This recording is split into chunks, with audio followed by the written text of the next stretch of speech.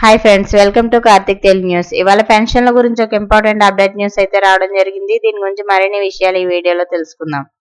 దయచేసి ఈ వీడియోని ఎక్కడ స్కిప్ చేయకుండా చివరి వరకు చూడండి ఫ్రెండ్స్. అలాగే మా ఛానల్ సబ్స్క్రైబ్ చేసుకుని మాకైతే ఒక సపోర్ట్ అయితే ఇవ్వండి. వివరాల్లోకి వెళ్ళినట్లయితే పెన్షన్ తీసుకునే వారికి ముఖ్యమైన అలర్ట్ ఏంటని అనుకుంటున్నారా?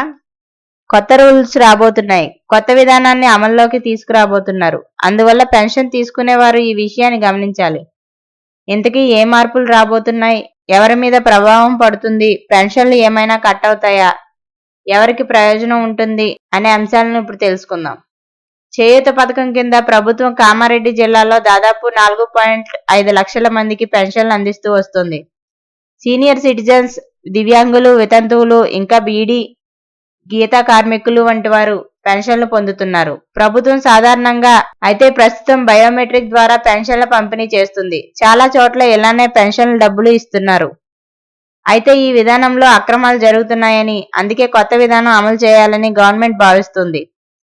అందుకే ఫేస్ రికగ్నిషన్ విధానంలో పెన్షన్ పంపిణీ చేయాలని ప్రభుత్వం భావిస్తుంది.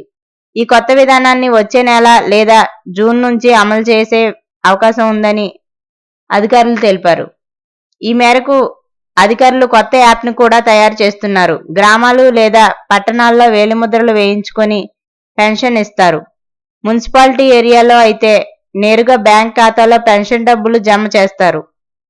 ఇకపై ఇలా కాకుండా ఫోటో తీసి యాప్లో అప్లోడ్ చేసిన తర్వాతనే పెన్షన్ డబ్బులు అందజేస్తారు. ప్రస్తుత విధానంలో వేలిముద్రలు పడకపోవడం అనే సమస్య అక్కడక్కడా వస్తూ ఉంది. ఇంకా కొన్ని సందర్భాల్లో పెన్షన్ పొందేవారు మరణించినా కూడా వాళ్లకు పెన్షన్ డబ్బులు అకౌంట్లో జమ అవుతూ వస్తున్నాయి. ఇలాంటి ఘటనలు కొన్ని చోటు చేసుకున్నాయి. వీటిని అరికట్టేందుకు కొత్త విధానం అమలు కానుంది. కొత్త విధానం అమలులోకి వస్తే నకిలీ పెన్షన్లన్నీ కూడా రద్దు అవుతాయి. దీనివల్ల అర్హత కలిగిన వారికి మాత్రమే పెన్షన్ డబ్బులు లభిస్తాయి.